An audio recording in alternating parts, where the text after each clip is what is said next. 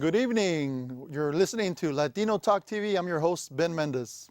And this is Rob Arteaga, counselor. And we have a great show for you today. We're going to talk about looking for love. Should you look for it or should you let it come to you? And we have some guests, but first we're going to talk about some current events. That's right. And I'll tell you what, Houston has some great weather here in the East End at Houston Media Source. I don't know about you all, but it's been cold. It's been beautiful. Yeah, I like the cold weather. Did you like the snow? I did like the 2 flakes of snow we got. I'll tell you what, I was expecting more. I don't know about y'all. There was a lot of hoopla about this second winter storm, but I didn't feel it. Did you feel it? I was inside in the nice heat. Great weather to be indoors. Yes. I'll tell you what, I don't know if you saw the Super Bowl yesterday. Oh, yeah. But for me, it was very, very disappointing. Those Broncos got clobbered. To say the least. I think a lot of people were expecting a lot more from Denver, but obviously it didn't happen. The hoopla was the commercials. Yes. There's been a lot of stink about one commercial in particular. That Coca-Cola one, right? The one from Coca-Cola, America's Beautiful. Now, in case you are not aware, the viewers, we want to let you know a little bit about what's going on. There's a lot of hoopla out there because the song was sung in different languages. I don't know about you, but I am totally for the melting pot. I'm totally for having diverse community. And who cares if the song was sung in different languages? It was a beautiful commercial. It's a beautiful song celebrating America and how we have so many cultures and diversity. I think it's celebrated the way that we all just come from different countries. I really don't understand why people are up in arms about it. Well, I don't have to tell you who's the ones that are up in arms. A lot of those folks are just anti-everything. Sure. Whether it be the Tea Party folks or people that are against learning other languages totally. Right. Bilingual programs here in HISD are a must, and some people are totally against it. They say English only. Sure. So my thoughts are we need to have a diverse group out there, regardless of if you're just from the U.S., if you're from Venezuela, if you're from Iraq. We want to embrace differences in your culture. Sure. My personal favorite was the Volkswagen commercial. Did you see that one? I missed it. It was a dad and daughter, and they're driving, and the car goes to 100,000 miles. And so he tells her, you know what a great thing this is.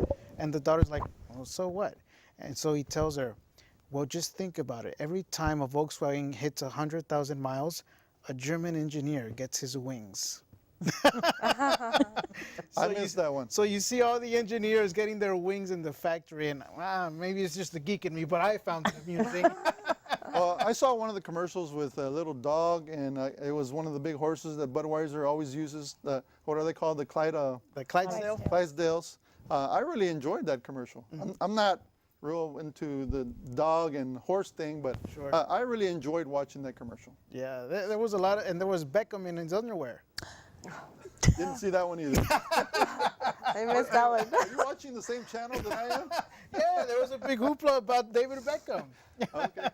Well, let's talk about that one story you had mentioned earlier to me, where a gentleman was found on an island. Yes, it was a fisherman that left Mexico on a fishing excursion with a young 18-year-old. Left in December of 2012 and ended up being found in the Marshall Islands, which is northeast of Australia. So he was out stranded for 13 months. Funny thing was that his hair kind of looked like mine. Was it you? It was. I wish, but his hair was just outgrown and he was malnourished. But overall, he was in decent condition. Yeah, a little bit. But he was out for 13 months, and they found him, and the 18-year-old wasn't able to make it. He apparently passed away because he couldn't or wouldn't ingest raw bird meat. That's pretty interesting and pretty intense if you think about it, Sure. being stranded by yourself. Now, I don't know about you, but I'm not a big fish lover. Obviously, he had to eat a lot of fish and whatever else was on the island that he could find, right? Yeah, and he was in general good condition given the circumstances, was able to walk with a little bit of help from the nurses, and is now being, has medical attention at the islands. I'll be darned. Today, there was a report on CNN that sugar is bad for you. Everybody knows that. But they have found physical evidence that sugar is bad for your health. Not only does it cause weight gain, but it causes internal problems. Considering that everybody stays away from sugar when they're in fitness, when they're in training, I can see why there's a lot of hoopla about this story. Sure.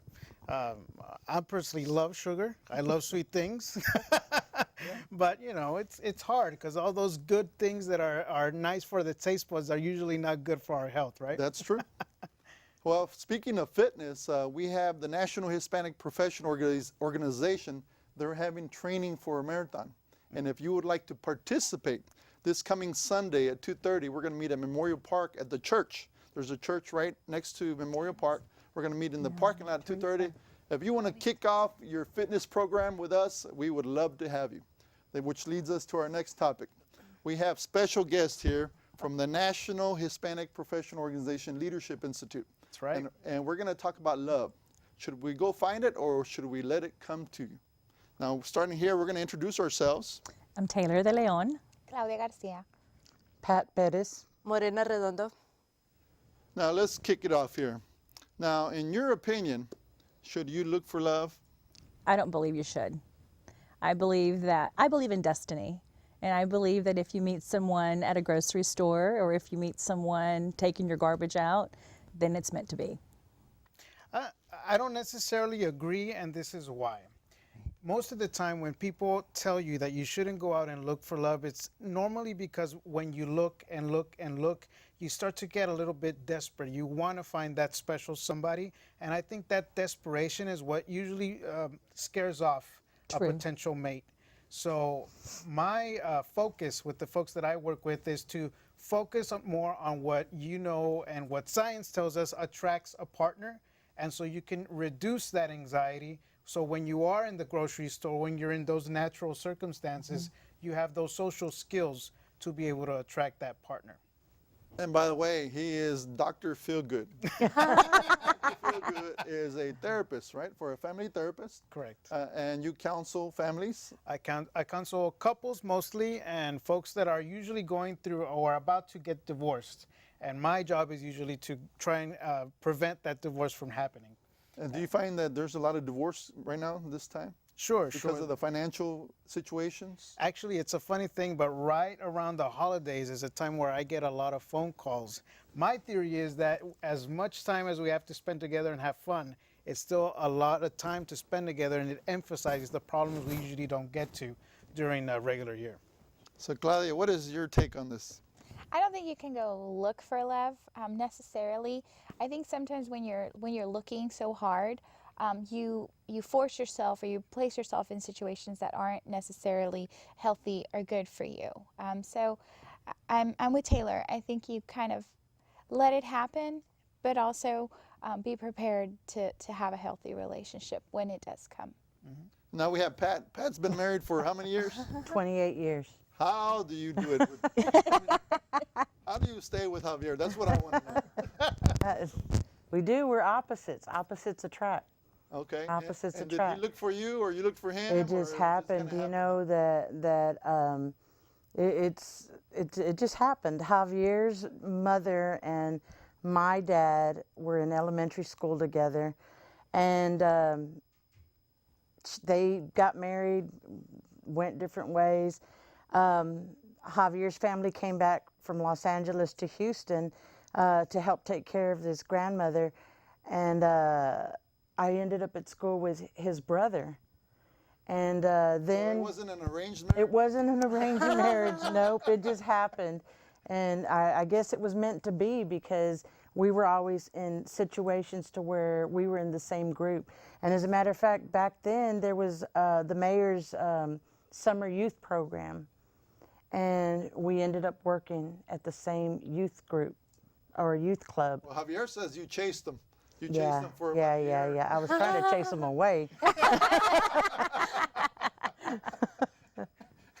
But What are your thoughts? Well, I think you should wait, but I also believe in having a lot of friends and giving yourself the opportunity to meet people, share similar interests, get to know people, have fun. But I mean, I believe that we should wait. As women, you know, it's always nice when someone shows interest, genuine interest in you, and not us trying to pursue someone.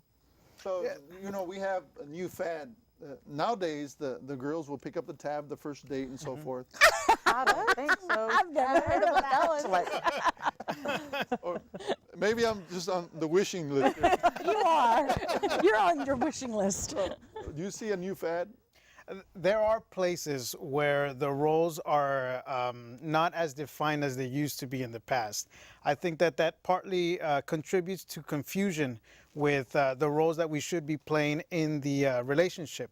So for a lot of guys, because they're told by the media and movies that they should be sensitive, they're kind of caught in between. Should I be macho or should I be sensitive? But in super macho guys, sensitive usually equals weak. And so the balance that I try to teach guys is that you still have to know how to be masculine, but embrace the emotional side of you, which most guys are just kind of turn off to. But it doesn't mean that you become weak. It just means that you know how to talk about what's going on inside you, not necessarily turning into a crybaby or being needy, because those are also things that automatically shut off attraction. I want to remind the viewers that this is a live television show. If you would like to participate, call in. The number is on the bottom of your screen. Now, I will tell you that I haven't been on the dating scene in a long time, but just from watching my son and a couple other folks, it's kind of interesting because social media has taken over, you know, and so there is a lot of folks searching for love, so to speak, on the internet, whether it be a dating site, whether it be Facebook or LinkedIn.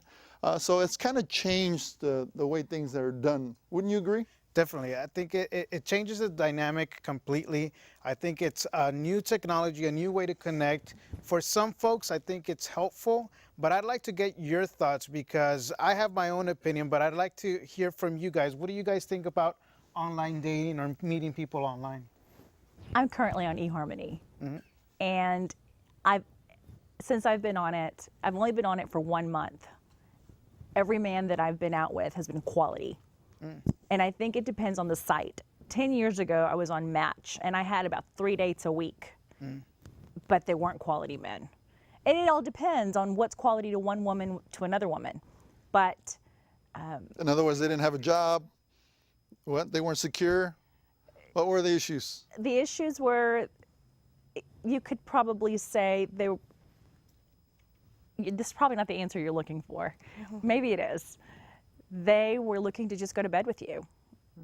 That was my experience. So after approximately a couple of months of being on Match, I thought, this is not for me, you know. And so I decided this time around, 10 years later, to get on a better site that I thought you have to sit through the whatever you want to call the Questionnaire or whatever. 2-hour personality assessment. Sure. And so I have found that even though I haven't had chemistry with any of the ones I've been out with, because it's only been a month, I haven't had chemistry with them. They've all been quality Candidates. Exactly. Sure. So I'm all for it. I'm all for social media, and you just have to be very careful. And you know, we're mature. Where you meet, how you know. Sounds like an interview process. It is an interview process, but I think part of it is those websites are trying to filter out certain kinds of folks that, you know, is just going to be a certain demographic that gets on a particular site. So a completely free website is going to give you a completely different type of a person than a paid for service.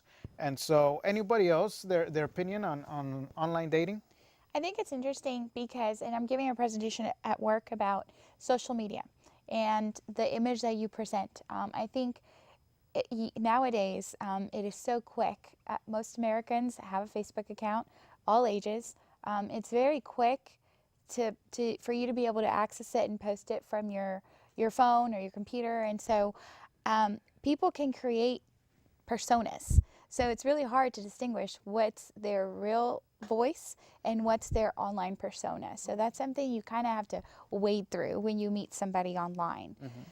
But I think it's a good way to break the ice and start the communication. That's what I would think. I would be worried or concerned. I mean, I'm like Ben, haven't been dating in a long, long time, but it's different. I mean, we hung around in groups. So there was people, you know, that had the same interest, and we would go out together. And it just so happened that Javier and I would always talk together, you know, and we became interested in each other. But I would You know what, say- I admire you and Pat, I mean you and Javier, because you guys do everything together. Most couples, you know, they have their own little deals but you all, everywhere you are, Javier is, and wherever Javier is, you are. So I admire the work that you all do and everything that y'all have thank done you. as a family union. So Javier takes a lot of credit, as you know. Yeah. But we're gonna go on a break, and when we come back, we're gonna talk to some couples, and we'll tell you some more thoughts about online dating, and go on with this topic on whether you should wait for love or go out and look for it. We'll be back.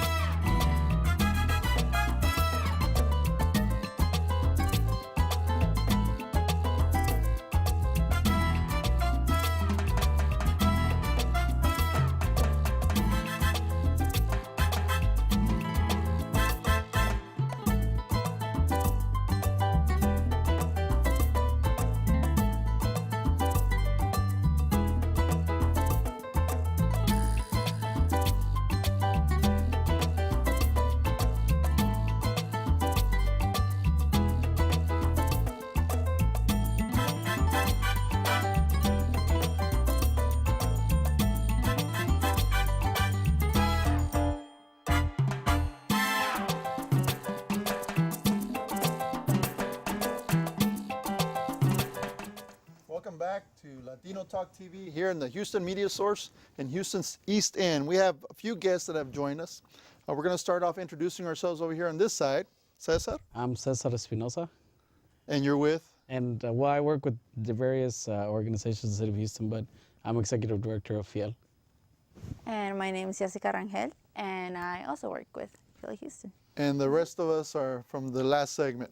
Yes. So you obviously, Rewind if you want to catch up with that. we're talking about looking for love. Shall we look for it, or shall we let it come to us? Yes. Now, you obviously were here for the first segment listening. What are your thoughts, a male perspective? Well, I mean, this is obviously a topic that that a lot of people have talked to me about in the past, because I was single for a very long time for the majority of my life, and it's gonna come off really bad. You're but it only, is- what, it 15, is a 16 truth. years No, old? I'm about to be 30 soon, and so it's obviously something that a lot of people have asked that I had to deal with. And my situation was a little bit different because since I was so young and so active in a lot of stuff, it was a weird dynamic for me, in the fact that siempre se cansaban. Girls would always get tired of me, and they would kick me to the curb, but that's not the case anymore. Well, I'll tell you what, I admire all the work that you do with immigration. For the viewers out there, Cesar has been very active in promoting the students that are not citizens, helping them get their papers. Is that correct? That's right. Yeah, and he's worked with the congressmen, state legislators, city elected officials. So again, thank you for all that you do for the community. Thank you. And how about your perspective? My perspective would be, well, I was actually in a very long relationship before him, and I took. So y'all are a couple now. Yes, Yes. we've been a couple for over a year now.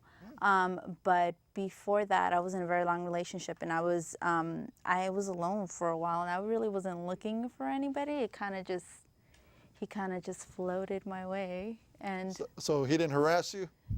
I hope not. He didn't constantly call you? I think that just means Actually- that says that it's smooth. Yeah, he was very sneaky in that, but I liked it. Actually, I would have liked for her to contact me more at the beginning. I actually didn't think that she liked me. And she actually didn't like me at the beginning. I didn't. And then I would see her text other friends, and I would be like, I would just be really hurt because I was like, well, I guess she has time to text other people, but not me. And maybe that was her part of playing hard to get. That's what I think. Yeah. But she'll tell you otherwise. So do your friends use the dating sites, or do they prefer Facebook or LinkedIn? I think, I guess with my friends and the people that I surround myself with, they really don't use the websites. They focus more on social media, on Facebook and Twitter, and we are girls, and we are dramatic about everything. So if a random guy comes and likes your picture on Facebook or comments something, we take it out of proportion, and we automatically think he wants to marry me, he wants to, but that's really what I think. We kind of just focus most on Facebook and Twitter, and it's invaded most of our lives as young people. I know earlier you had something to say about that. Yeah, well, I'm very conservative and old-fashioned, even though, I'm pretty young. But I do have Facebook. I have LinkedIn for professional reasons. But I don't have any additional websites like eHarmony or anything like that, because I just believe in the old-fashioned meeting each other in person and greeting each other in person. But I do enjoy people liking my pictures. So, I do post pictures, but so I'm guilty in that aspect. So Actually, I was telling her the other day that I overheard a disturbing conversation while we were buying tickets to get on the ride in Kima. And there was a group of younger people than me, and they were like, dude, I just found this app on your phone that you can just message people and they'll meet up with you in the middle of the night and stuff like that. And I was like, to me, that was like I would never do that. That's so dangerous. And I was just like, but it kind of, it hasn't been the first time that I heard of that. Other people that I deal with, since I do so much social media stuff, like I've heard a ton of stories, and actually one of my friends got arrested. It's a really crazy story. Wow. It's probably inappropriate to say on TV, but long story short, he got arrested because he met somebody online and stuff like that. But it's not something that he did. It was just a consequence of him traveling to meet this girl like in the middle of nowhere and stuff like that. So it was really, it's interesting how trends are changing the dating side. And one of the things that I've also noticed is that people are getting married so much faster now. And one of the comments that another friend made is that we get to know each other so much quicker now, because everything, it's like your profile is there, you get to know what likes, what doesn't likes, and just people seem to be rushing into things a lot quicker now, just because you get to know each other more. And I think that could be a double-edged sword, because as we were mentioning earlier, somebody can put up a lot of fake stuff on those profiles as well. I agree with Morena. There's nothing like meeting people face to face to get a real feel for what kind of a person you're meeting. When you're online, the other trend that I've noticed is that women tend to get a lot more attention than guys do. Whether it be because guys don't know what kind of pictures to post, or whether we don't know how to write good profiles, but men usually have a lot less attention than women do, for whatever reason that may be. I want to change the topic a little bit. We talk about a lot of divorces going on. I'm sure you have some friends that have been divorced, Pat. Sure. So what are they doing nowadays to look for love? Are they waiting for love to come to them? That's hard to say, because some of them, it's strange. I mean, doing different things. I think they're looking for love, but I don't so much agree with how they're looking for love, because then it goes to more hanging out at bars and just, I don't approve of it. I'm old-fashioned too. I mean, it happened. You find someone, you talk. I mean, and I was like Jessica. I knew Javier. I wasn't ever thinking, oh, we're gonna hook up. It just happened, It just happened. I mean, like I said, we hung around with a group of people. We would go to football games. We would go, you know, our CYO church group would go to Galveston, and it just happened, you know. But that's a good point too, because Morena was mentioning that too, is that yes, girls should be waiting and they should kind of play a little hard to get, but they should be open and be meeting people, keeping a positive social circle so that you're getting a good quality type of person that you're meeting on a regular basis. Especially a lot of times I get folks that get stuck on being too picky on who they choose as a partner. And so I'll ask them, well, how many people have you met last year? And they'll tell me like 3. And they got like a list of 50 qualities that they're looking to fulfill. Well, there's not that many people that are going to fulfill a list that big. If you're meeting 3, you're never going to find them. So being out there, meeting new people is a big part of just staying open and being ready for when that person comes along. Right. Back in the day, it was very common for finding love at the workplace. Do you find that true in the cases of the people that you're counseling, the ones that are looking at getting divorced? Are they finding someone else? Yes, that's usually something that happens. Whenever somebody else comes in the picture, one of the things that I like to tell couples is that 70% of couples that experience an infidelity decide to stay together. And so when that stuff happens, it's usually a symptom of something worse that's happening in the relationship. It could be that they're not giving each other enough space to have those activities on their own, or it could be that one of them is just over jealous or overprotective or too controlling. And so those Not in the Hispanic culture. No way. I don't believe that. Yeah, but some of those things that occur, and you gotta iron out those details before you can go further in the relationship, or to fix things once they go wrong. You know, I couldn't help but think about this relationship that the linebacker from Notre Dame had. You remember that story? No. Nat, I forget his name. Oh, with the fake Facebook profile or something, right? He was supposedly dating a girl online. It turned out to be a guy. Yeah. Oh yeah. Yeah, and it hit national news. It was all over the place. Now, you talked about people setting up fake profiles on Facebook. I don't know if this person had a Facebook account, but I'm assuming he or she did. Now, the question is, how many people are really fake when you first meet them? I mean, are they fake on Facebook? I mean, are they fake? How long are they going to be fake before you find out who the real person is? Well, that's another thing the too. scary part. That's a scary thing, especially if we're moving quicker, like Cesar was saying, in relationships. You have to give yourself a little bit of time.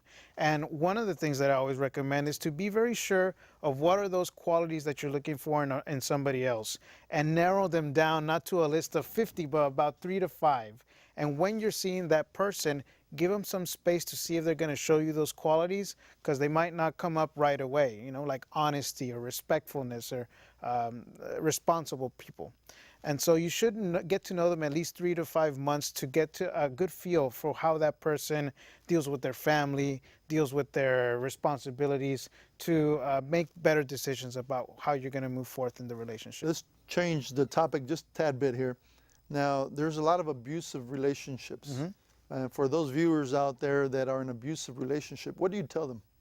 The signs come out quick in the relationship. That person who usually doesn't respect boundaries. So if you tell them, you know what, I don't feel comfortable with you checking on my phone every 5 minutes or texting me to see where I am, they don't respect those kinds of boundaries that you're setting up for them. And they're going to look to try and push those boundaries further and further so that they can get control in the relationship. And those should be big red flags that there's something that has to be addressed in the relationship. Because you hear it all the time. Oh, I dated this guy for 2 years, we're getting married, but he was fine until we got married. So he changed overnight. Yeah. Is this really true? They change overnight? I've heard some of those stories, and one of the things that I heard from somebody that I was working with was the night that we got married, the man was abusive the honeymoon night. And what she did was she filed for divorce the next day. But you have to set those boundaries, because once that respect is broken, it can be regained, but you have to know how to do it. So you should be looking for help, looking for a therapist, looking for support groups, because there's a lot of them out there, so you can know how to better set those boundaries. You have any questions for our therapist? No, I mean, I think I'm crazy, but that's just me. But But I mean, one of the things that I was also, I mean, when you talk about the fake profiles, there's actually a show devoted on MTV that just follows fake profiles, and they actually take you out to meet the person, the real person. And it's really drama filled, and really, you hear some really crazy stories on this show. But I think that's really, I mean, it shows you how people can be fake, how things can be, you know, I know some people, they even in community organizing, some people are like, well, I have a huge following or whatever, but it's only on Facebook, because when the real world, it's really not there. So it shows you the power of social media and how it can be good for use, used for good, excuse me, but also used for evil. You have any questions? I just think that maybe through generation, as years pass, a relationship continuously is changing. Sure. I know my mother, she's in her 40s, and some of the things that I tell her, she can't really relate. It's just because of the social media. Everything is moving so much quicker. I know a couple of friends that get married after dating for 2-3 months, and it's just, to them, it's completely normal. So Is that normal nowadays? I've heard it happen years back as much as I hear it nowadays. I think that it's something that rarely happens, but I wouldn't recommend it because of the same thing, that you should take the time to get to know that person a little bit better. I've heard of stories of marriages that last for years when that happens, and I've heard them that they go sour quick as well. And sometimes they don't really even get married. Just the fact that you have the liberty now to go in and move in with somebody, they're moving in together in a couple of months or weeks, and they start to pretend to live the marriage life, free rent. Like, let's pretend that we are gonna build a family, but in reality, you've only been dating for like half a year, and you haven't taken the time to really know this person. So do y'all live together? Oh, no. No, we live on opposite sides of the world. We live on opposite sides of the world. The question that maybe I could ask you, or maybe get your opinion on, would be the terms that people use now to be in a relationship. Like, it's really confusing. When I was dating, I was really confused. It's complicated. You were talking. Was it complicated? Were you dating? And like, when I explained dating to my mom, she was like, that's not that, we don't do that in Mexico. And I was like, she was like, it's either you're with one person or you're not with anybody. You don't go out with different people, like, to get to know them and so that might be something interesting. Yeah, that brings up a good question about cultural. There's different cultural boundaries that we have depending on where you're from. Obviously, the older generation think a little bit different than the new generation. Sure. What are your thoughts on that? I think that probably the biggest thing that I find it for the old generation to understand is that seeing several people at the same time. And I think it's because in the old days that you just didn't have that. It was seen as bad. It was a stigma to it. I think now the way that it works is that you kind of get to know somebody lightly, and then if you see how it goes, then you cut off everybody else to say that you're exclusive with somebody.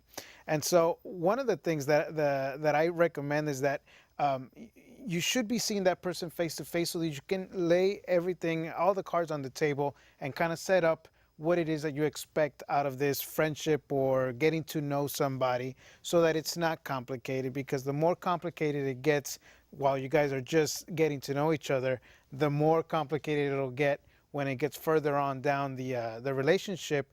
And the other thing that happens is that we tend to get attached, whether it's the girl or the guy. Once we make those emotional bonds, it's really hard to define and say, you know what, you're just mine. When the whole relationship, if you've already, in a year, you've never defined that, well, it becomes harder for that person to say, well, how can you tell me that now when I've been going out with everybody else the rest of the time? So those boundaries should be talked about. You have a question, Pat, for our therapist? What do you want to know about Javier? Well, you know, I was thinking, I'm still learning about Javier, and Javier's been a part of my life since, I was 15 years old. And I have some trade secrets about him. I can't imagine Javier never being there. You know, he was just there all the time. And now that we're in our 50s and married 28, going on 29 years, I still learn a little bit about my husband. You know, and likes and dislikes. I'm like, well, I didn't know that. One of the nice pieces of evidence that science tells us is that there should be 4 indicators of a healthy long-term relationship. One of those is that you should have compatible personalities. So that means that if one of the person is sociable, the other one tends to be a little bit more introverted. The other one should be personal values that are similar. Then it should be physical chemistry, how well you guys get along physically, and mutual goals for the long term. What do you guys think about that? Is that that follows everything in our relationship? Yeah. I mean, he one of the biggest things that attracted me to Javier was that he made me laugh, because I was a real serious person, and I'm like, oh, you can't act like that. Don't do that, you know. And he's just everybody that knows Javier, he's jovial. He's just forever making somebody laugh, and that is what I appreciate most about my husband, is that not a day goes by that he doesn't make me laugh. I could be down in the dumps. I'm going through some stressful stuff right now, and he always has the bright side to it. Oh, Pat, you know, such and such. I attest to that, because when he was hit by a car, when he got ran over on the emergency bed, he was laughing. Yeah. Oh, yeah. Yeah. And I have pictures to prove it. Did you have something? Yeah, well, one of the things that I've noticed is like for many of us, you know, we've had the opportunity to go to college and get a higher education, and so sometimes it takes a little longer for us to find that person because they're intimidated by the fact that you're educated, and also most guys are afraid of commitment, where girls aren't that afraid of commitment. So, what's your opinion on that? Guys are always going to be afraid of marriage, but you should be pretty straightforward with what you're looking for. So I think it goes back to setting those boundaries, and of course not within the first couple of dates when you meet somebody, tell them, oh, I'm looking to get a ring, because then you're going to have the guy that's just going to run away from you. But a couple of months early in the relationship, you should let the person know what it is that you're looking for. So if that guy's not interested, then you just move on. Well, we are wrapped up now for this segment. We're going to be back with the National Association of Minority Contractors. So see you in 2 minutes.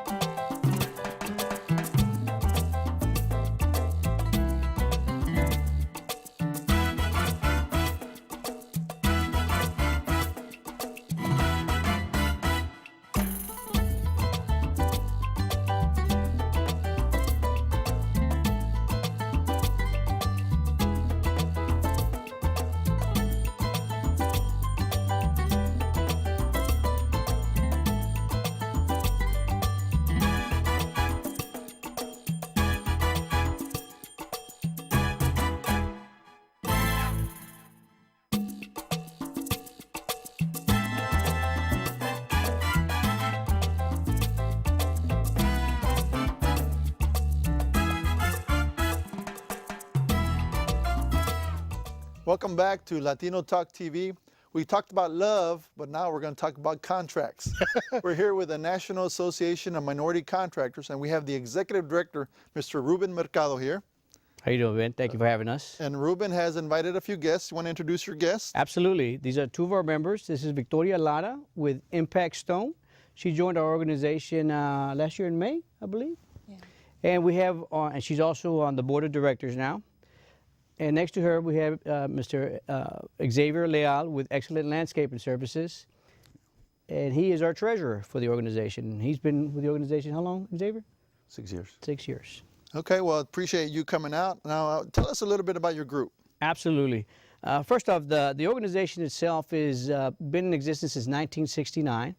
And we have close to 30 chapters from coast to coast, with the Houston chapter being established back in 2006. The focus of the organization is to find educational resources and procurement resources for our members. In other words, we're trying to find where the business is at, trying to get business with the cities, City of Houston, with Metro, HISD, the Port of Houston, the airport system. So what does that mean for small businesses, or is it more bigger businesses that you cater to? Excellent question. We cater to all businesses, from small to large. What we're catering to is the minority contractors, the MBEs, Minority Business Enterprises, and we also work with the WBEs, the Women Business Enterprises. Anytime there's a tax-funded project, there is a participation goal. It varies from 20 to 35%, depending on the agency. The general contractors that are out there, such as Turner, Vaughn, Manhattan, these guys, when they get these large contracts, they need to go out now. Their challenge is to find quality, certified minority contractors. Certainly the City of Houston has a list of all minority contractors or minority enterprises that are certified with them, but you know, if a GC, a general contractor, goes out and looks at that list, they don't know what the quality is. When they come to us, we've already vetted our members. We know their quality, we know their capabilities, and we know that they're certified as well.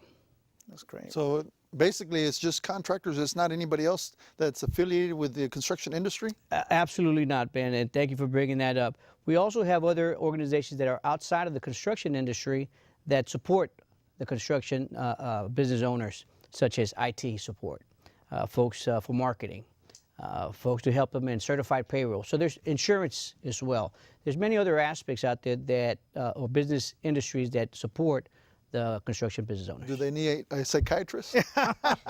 Sometimes. Dr. Feelgood is available. I would say sometimes that might be the case, absolutely. But it sounds like more construction and construction support type businesses that you guys are helping. Is that correct? Absolutely, and as the name says, National Association of Minority Contractors. So we do focus our efforts for them. However, there is opportunity for folks who are not in the construction industry. I forgot to mention this, but we have guests here that are part of the LI, correct, National Hispanic Professional Organization Leadership Institute. They're graduates of the program as well. So everybody that you saw earlier in the earlier segments as well were part of LI. So thank you again for being here.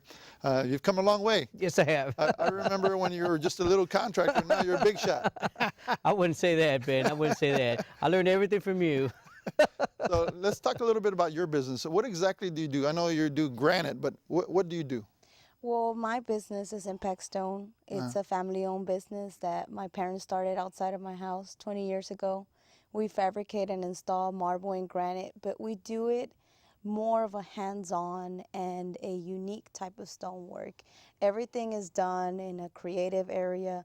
We don't install anything that is prefabricated, brought in from other sides of the country or other countries around the world. We fabricate everything from full stone receptions to walls, fireplaces. Everything is handmade at our facility, and so that's the kind of quality that we bring aside from all the regular kitchen stuff that you see. We do more of the detail handcrafted work. You've told me a lot about your role in the company, and you're very active in there. I'm wondering, how has being a part of this organization helped out your family's business? Well, it's helped our business in a lot of ways. One of the main ways that I've seen the benefits from the organization is we go to what is called a pre-bid for all these contracts. And so a lot of the times you have dozens of companies there, and you're just a card on top of a card. Explain what a pre-bid is for the viewers. Well, a pre-bid is when you go into a meeting and they talk about a contract before it's awarded. So you get to ask questions and you get to know about a project so you can price it accordingly, so you can know exactly what type of deal you're going to break for this contract. So they call it a pre-bid meeting before it bids out. And so with NAMAC, what we have is the advantage over just going to the pre-bid, because we have outreach events and we have meetings, and so the construction companies come in ahead of the pre-bid, and so you get more of a hands-on approach with them, one-on-one time that you don't usually get at a pre-bid, because you're stacked on top of I don't know how many cards. And at NAMAC, we're such a tight group, and you always have people pushing for you, and well, they do this, they have experience here, they have experience there, and so you create sort of your own profile within the organization, and you have people pushing for you, and that's what I've gotten out of it. Sure. So tell us a little bit about your business. Well, my business is landscaping and irrigation and tree removal. I also had benefited largely with NAMEC. My company used to be grossing about $350,000 on a yearly basis, and now we're approaching $2 million. After I started with NAMEC, they practically grabbed me by my hands and showed me each direction and which way to go, which training to take, and most of the trainings were free. But they also have directors like Ruben that help you to follow those steps. They guide you so that your company is known by the city, by Metro, and all of those entities. And I have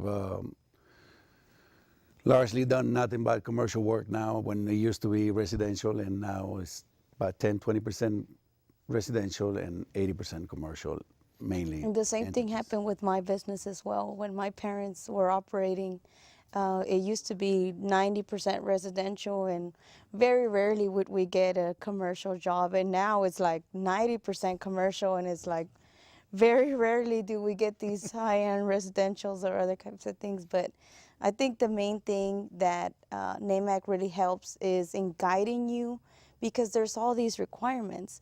Usually when you talk to a big general contractor, they have requirements. They have bonding, they have insurance, they say experience. And so a lot of the times a company might have the quality, but there's always a requirement. And with this association, we make sure that, you're online with everything, and so you can't get stopped along the way and say, oh, well, you didn't have this insurance. Mm-hmm. We make sure that we bring in people that can help you get the insurance you need for every particular project you're pursuing. Well, I'm already hearing several excellent benefits about the organization, which is seeing those great opportunities before a lot of other people see them, and that mentorship piece, which is just crucial, I think, for the small business owner, and the trust that you're building when you're at these meetings and getting to know these people makes the big difference, doesn't it? And if you guys have your own business, you know that trust is everything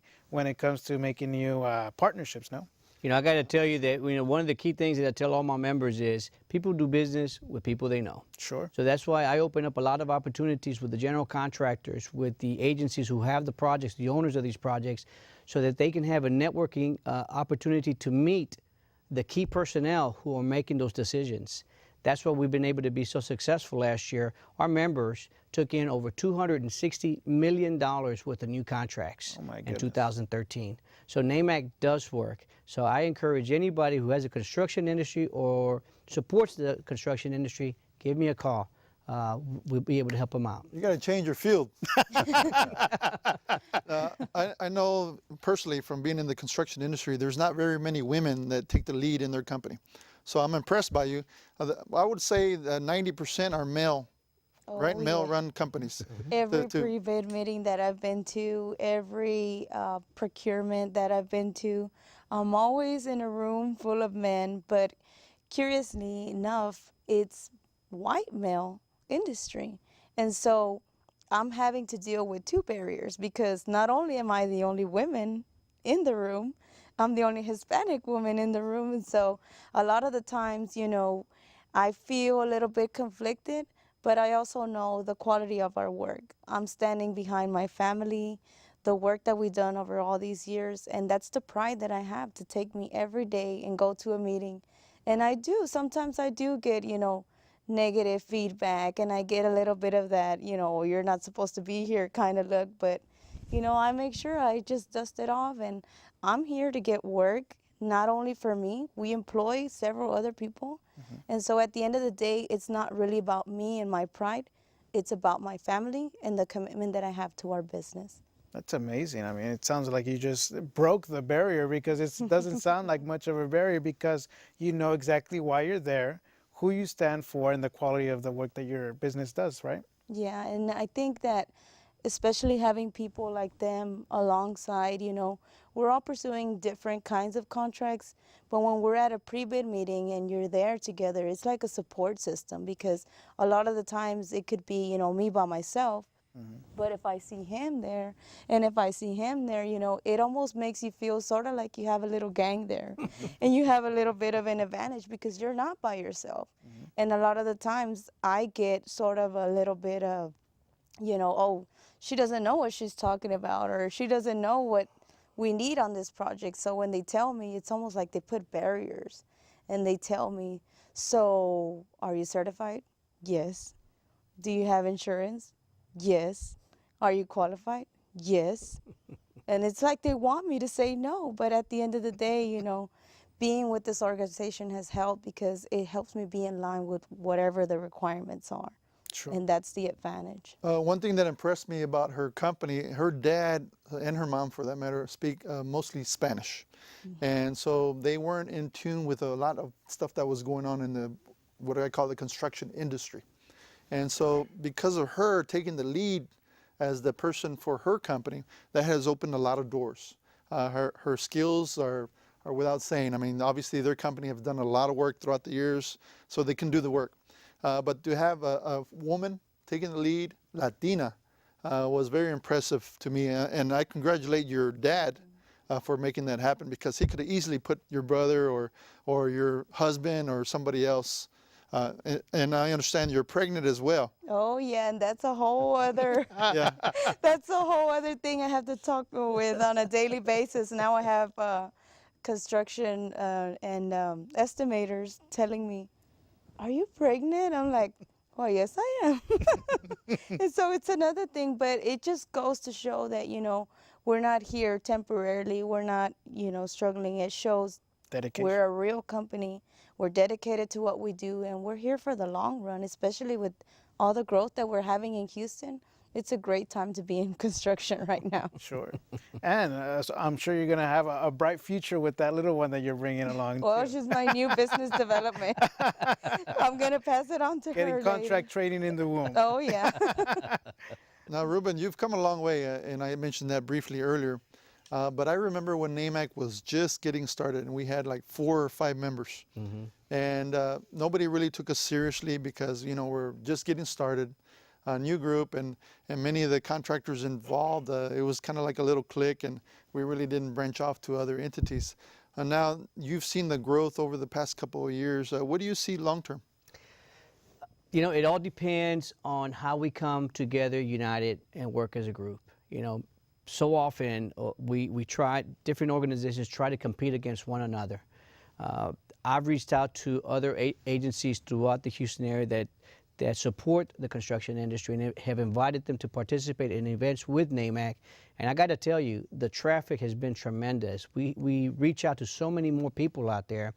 And what really hurts me the most is that most of the Hispanic contractors that are out there still do not realize that there is so much small business development programs that are there available free. They have to qualify. There's some criteria there, you know, how long you've been in business, how much revenues you have per year, how many people they have employees, but it's not that high, you know, just they're not reaching out. They're not reaching out for it. What I see for in the future, there's a strong rise in construction, where I think I've seen some forecast of over $40 billion worth of construction in the next 10 years. In Houston? in the Houston greater metropolitan area. That's $4 billion per year. And this is just in the tax-funded projects. We're not talking about private capital. All right, so if you think about it, if we take the low percentage side, the 20%, that's $800 million worth of opportunities per year for minority and women business enterprises.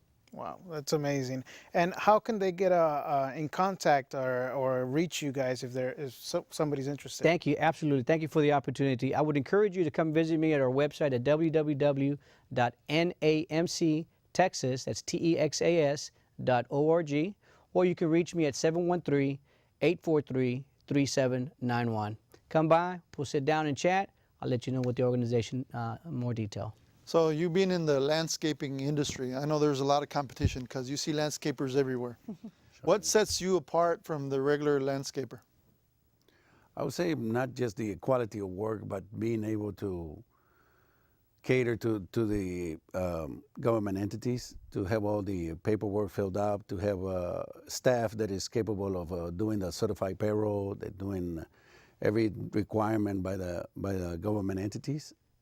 Also, we are always Johnny on the spot. The city of Houston they want somebody immediately. They don't want to wait, and my company thrives on that. That we handle emergencies real quick. We do excellent services. One thing I want to caution the viewers out there, if you're interested in contracts with governmental entities, you have to have certified payroll. And so what that means is you have to have legit personnel that are here in the States legally, and you got to show proof of that.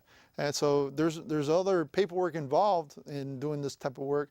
So it's not as easy as some people might think it is, but with this help that you're getting from NAMAC, will definitely make a difference in making some strides and getting those contracts with governmental entities. Absolutely, and that's one of the things that I take real serious, Ben, is that when we get a new member who is not certified, I make sure we go through the steps so that they do become certified. And what can they find in the website when they visit the website? It'll tell you a little bit of history of the organization, talk about some of the events that we have coming up, some of the projects that we worked on in the past. We are doing a major overhaul to our website here in the next couple of weeks, so that you'll be seeing changes in that as well.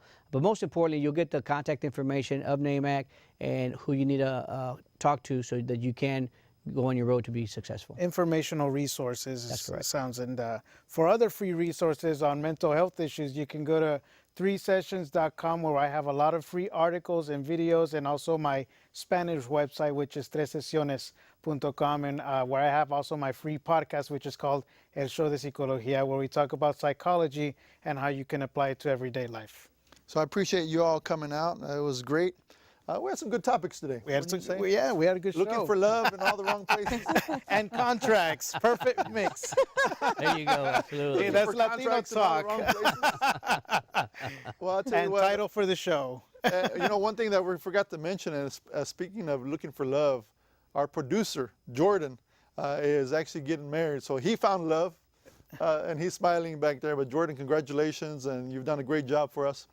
For those of you that want to see us again, we're on the show every Monday night at 6 p.m. We would enjoy to have you here, Latino Talk TV, live in person if you want to come see the show at the Houston Media Source in Houston's East End. We'll see you next week on Monday at 6 p.m. Thank you.